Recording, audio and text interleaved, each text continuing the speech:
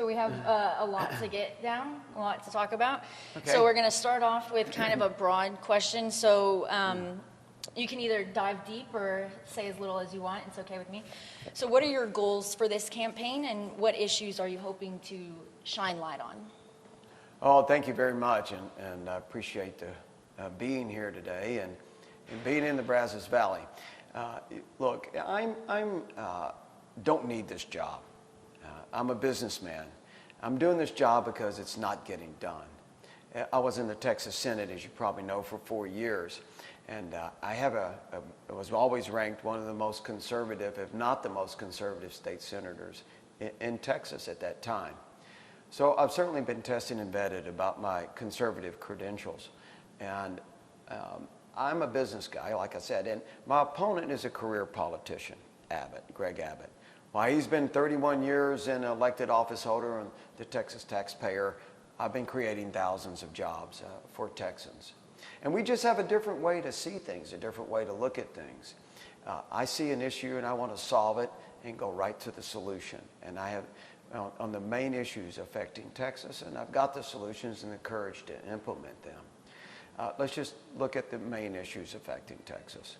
I, like most Republican voters and primary voters, we're very frustrated and we're scared and we're tired of being lied to.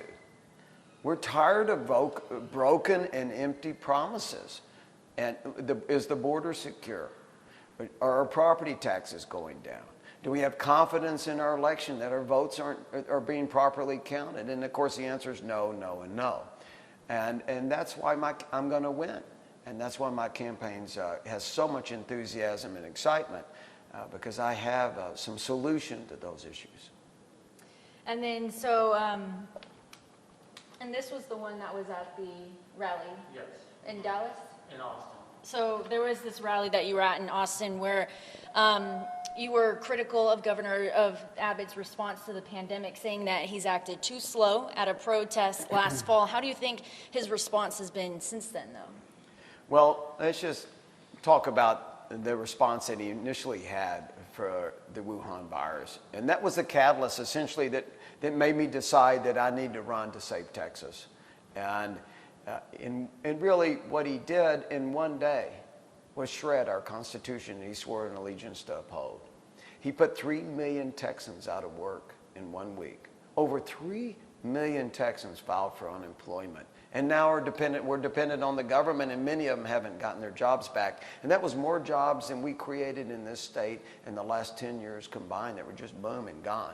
He didn't ask anybody except himself on this issue, as far as he didn't ask you if how important it was for you to work in that business. Tens of thousands of businesses were destroyed. He closed our churches on the holiest week of the year, Easter. And you couldn't properly bury the dead or get married or baptize your children.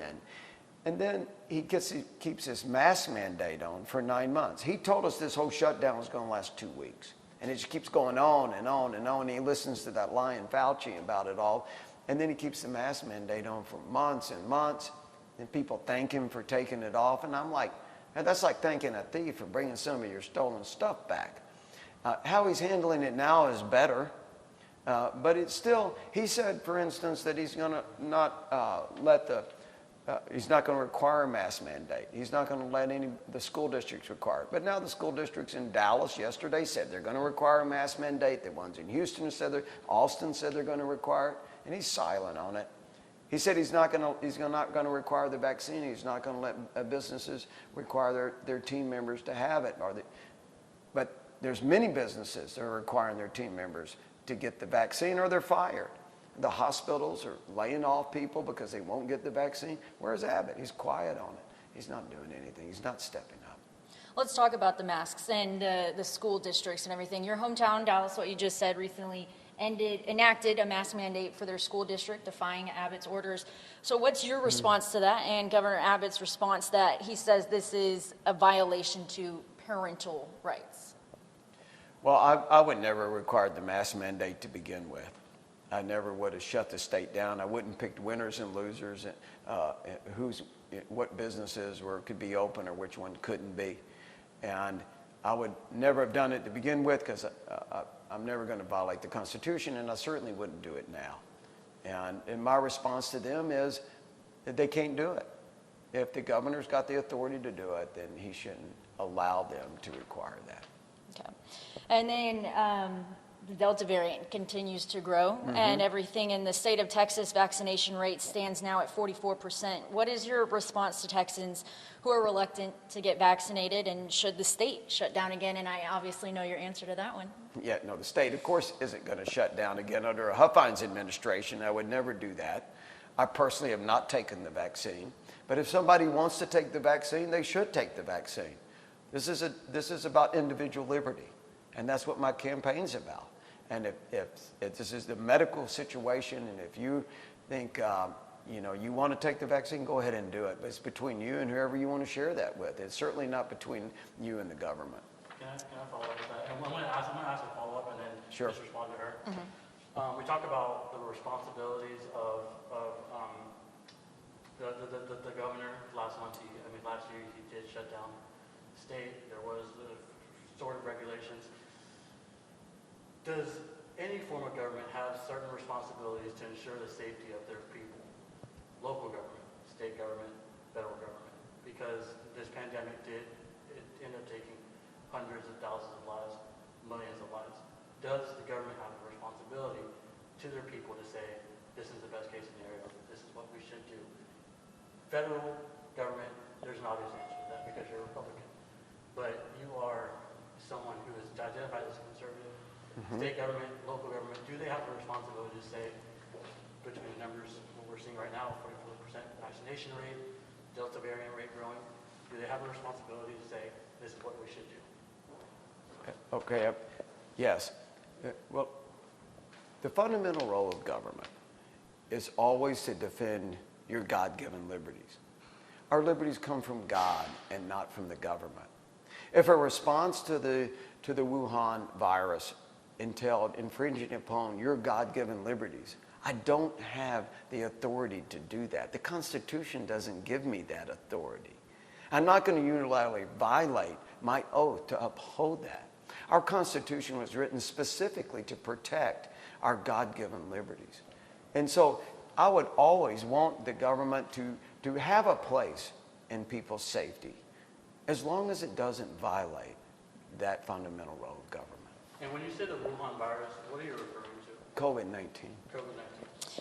And then, so a Texas Tribune article said that you're looking to replace the enriched elites of the Austin swamp. In your opinion, who is part of that group? Well, I would say that after being there and seeing the swamp and how deep it is, it's every bit as deep as Washington's, but maybe not as wide. It is, our governor is part of that swamp. He's a poor leader. And here's a guy who's never signed a paycheck in his life. He has a different way of seeing things than I do. And he can't, for instance, on the border. If Greg Abbott wanted to secure the border, he could have secured the border 7 years ago or 7 days ago. The border will never be secure with Greg Abbott as governor. The only hope we have to have a secure border is of a courageous governor of Texas. And that's why my border plan is resonating so well with all the primary voters in Texas.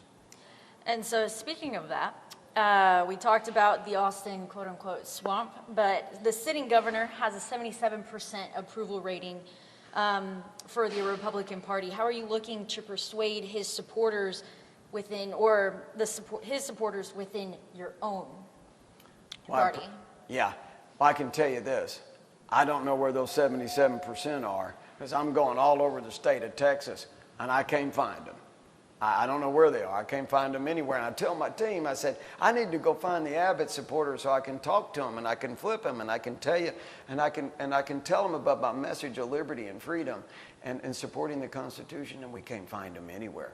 I don't know where the survey or poll comes from, but I can tell you at the end of the day, I'm going to win. I'm not running to send a message. I'm not running to make a statement. I'm running to be the next governor of Texas, and we've got a path to victory, and we're on it, and he knows it. He knows I'm chasing him. And I'm going to catch him, and I'm going to give him a retirement party. So in response to the dangerous winter storm that we had earlier this year, what reforms do you think need to be made to the Texas power grid? And how can we ensure that this doesn't happen again? And do you think Abbott's done enough since then? Well, Abbott is missing in action on this, of course. It really is on him. He's the leader of the state of Texas. He's the leader of the Republican Party. And he needs to be responsible for the fact that he ignored ERCOT. He ignored the power grid since he's been governor. He appointed the 3 commissioners on Public Utility Commission, who then in turn appointed the ERCOT board. Everybody in the legislature knows ERCOT. Texas used to have we have an independent grid, and it used to be the envy of the nation. Everybody was jealous of our grid because we were independent. But we've lost focus on that. Now we've cross-pollinated it with the federal system, the FERC system, and we run lines across state lines we shouldn't have. But we look, in the legislature this session, they did change the governance of ERCOT, which helps. It does. But let's talk about enforcement. What we really need to make sure is that the renewables are responsible for generating electricity when they can't generate electricity, when the wind's not blowing. They've got to find a replacement. Either they buy it or somehow replace it into the system. And it's got to be an enforceable situation.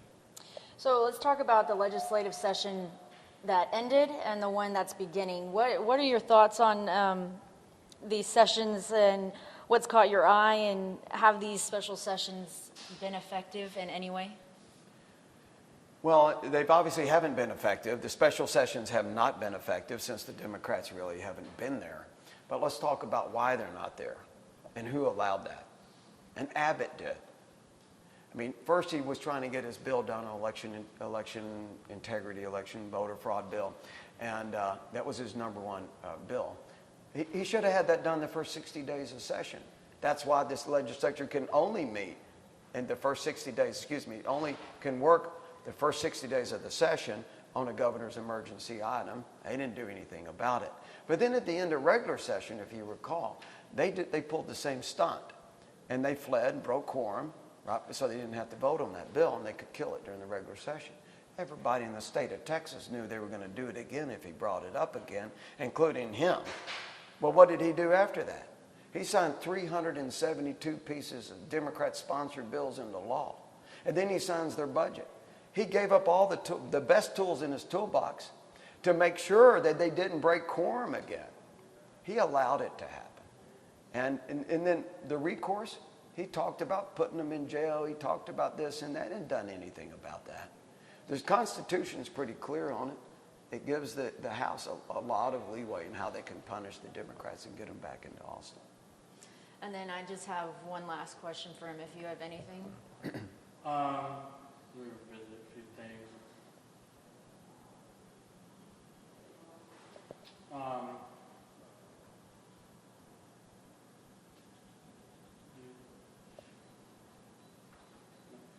Good?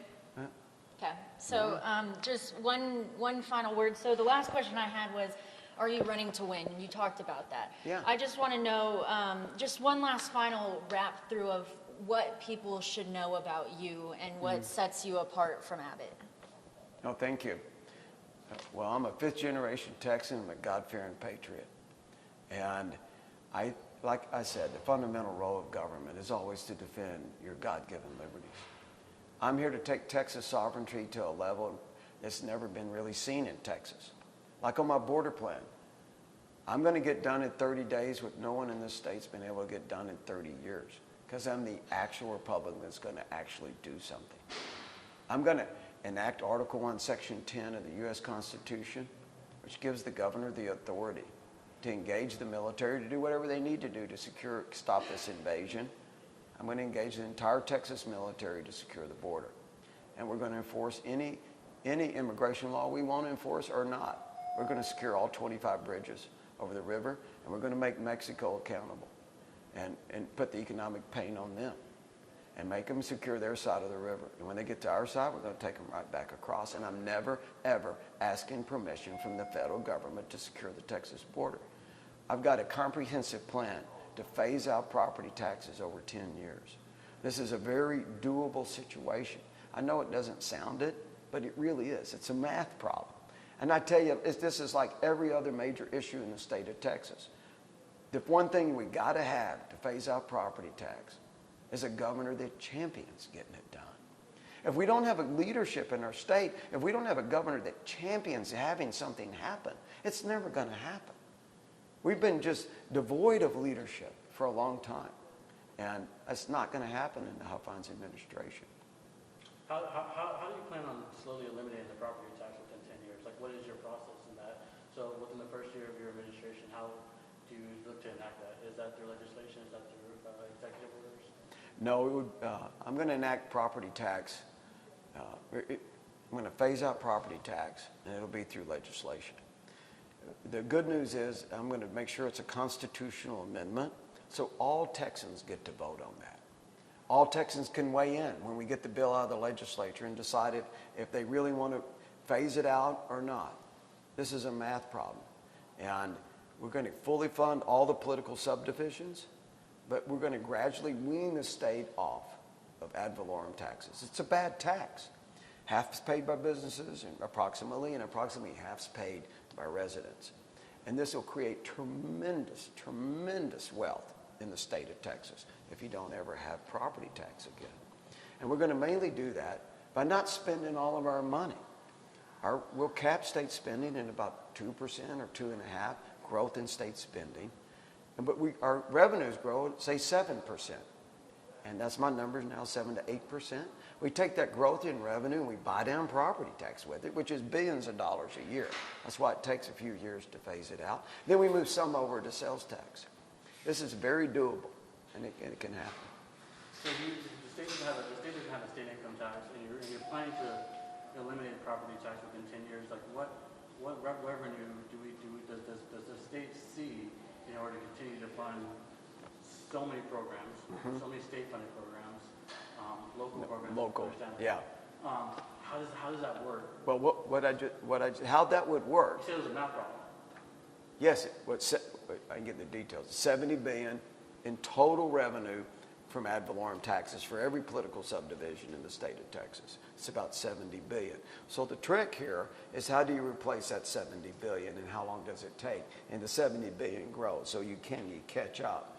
And you absolutely can. You take the growth in state revenues. State revenues grow from sales tax, like liquor tax, hotel tax. We got a lot of oil and gas tax. We got a lot of taxes, so that revenue all grows, and then we buy down the property tax. If we spend it all, it won't work.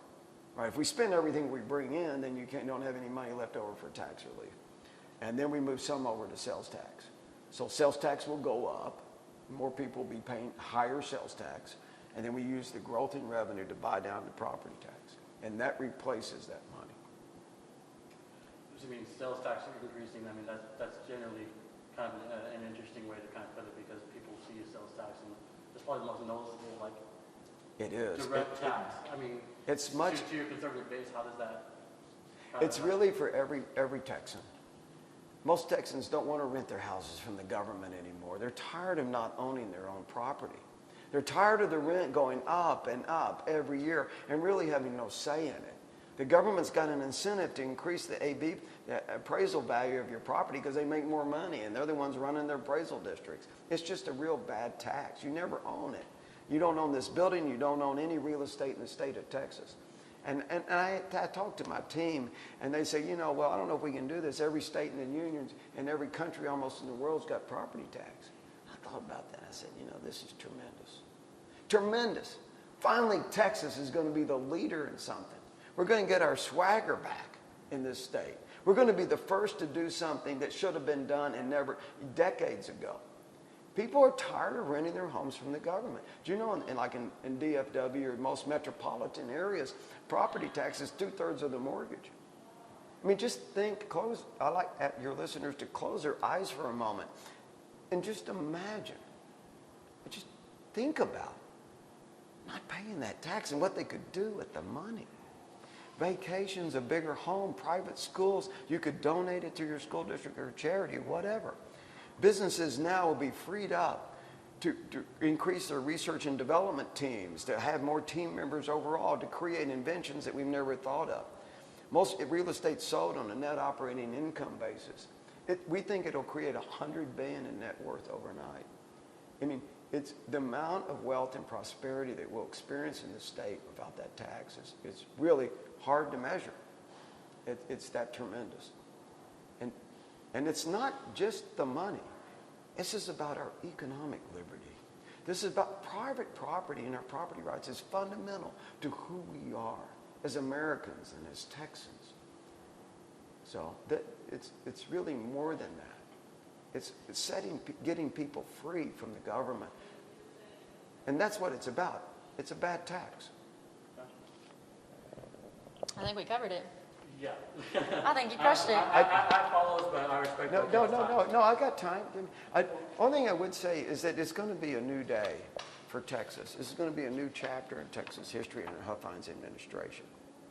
And you're going to see me take Texas sovereignty to a level it's never been seen before.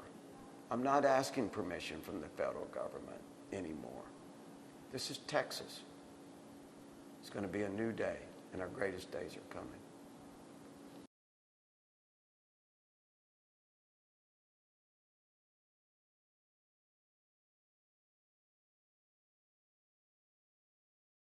You said within 30 days of your administration that you would enact an Article 31 to like protect the border? Well, I might have said that. I'll use Article 1, Section 10 of the U.S. Constitution. Okay. And you said something about militarized force? Yes, I will engage the entire Texas military, 20,000, in the Texas National Guard. And we will I'll get them to secure the border, secure the river. I have to ask because and you said that a lot of you were going to put a lot of the responsibility on Mexico to maybe secure their side. Okay. I mean, Mexico has infamously just been in a state of poverty, and just someone from Mexican descent. I wonder how the state is able to secure their border and just allow migrants who are coming to the border, who are looking for an opportunity, who the legal immigration system is not necessarily productive. How do people, I guess, just I'm losing my train of thought here, but how do we expect there to be a solution for migrants who are trying to come to the border, who are looking for a better life, and we're sitting in a militarized? Yeah. Well, they're not. Because this is a human rights issue at this point, because of where they're coming from. They're not coming from ideal situations. Is what I'm trying to say. Yeah. Well, my plan is to stop commercial traffic coming in from Mexico. So the bridges, there's 25 crossings over the river. They'll still be open for people with the proper visas, individuals, but not commercial traffic. The purpose of that is to make sure that Mexico feels the economic pressure to secure their side of the river. That's why I'm going to close that. We're also taking anyone else that gets across, and we're moving them back across the river. If they want to come legally, that's, fine, stand in line, do whatever they need to do to get their proper paperwork. But if they're illegal coming in the state of Texas, we're going to stop it. We think right now, Border Patrol's telling me, I'll be down there this weekend again, that up to 2 million illegals will be unapprehended and flood into Texas in a 12-month period. This will be my 3rd trip down there. Right now, we have illegals from over 90 countries being apprehended on the border of Texas. And all of them are being smuggled by the cartels, every one of them, by the cartels. The cartels are making hundreds of millions a month. Border Patrol is estimating $3,000 to $5,000 a person, and you don't get your money back if you get caught. These are the most dangerous, evil organizations on earth. I mean, you can just see the videos. You really don't want to watch them that I've seen that Mexican police send to us, send to the people on the border, and they give them to me. And incredible violence, murdering, raping, and everybody's human trafficking, sex trafficking. In Reynosa, you can look it up. In the end of June, they went on a killing spree for fun. human hunting. They shot 54 people driving around the city of Reynosa. Women, children, taxi drivers. They killed about 20 of them, 22, depends how many died in the hospital. Just because they said that you couldn't be on the streets after 6 p.m. All these people are being smuggled in by the cartels. We're going to stop it. I'm not letting that poison come into Texas. And look, if people want to do it correctly, I lived in Mexico for a year. I homeschooled my children. I put the mattresses on the top of the minivan, and off we went to Mexico, and I put them in Mexico schools. I had 5 children. And I wanted them to experience the culture and the language, and they did. It was a great experience. I drove all over Mexico. I've driven from Manzanillo to Veracruz. I've driven to Mexico City. I know Mexico. Right now, they're being a bad neighbor. They got to get control of those cartels. They got to get control of that river. We're not going to be their dumping ground for all their people that want to be in the cartels, that cartel wannabes, and anybody else. It's not fair to them. It's not fair to people in Texas. It's not, if we don't, we're losing our social, our economic mobility in the state and in the nation.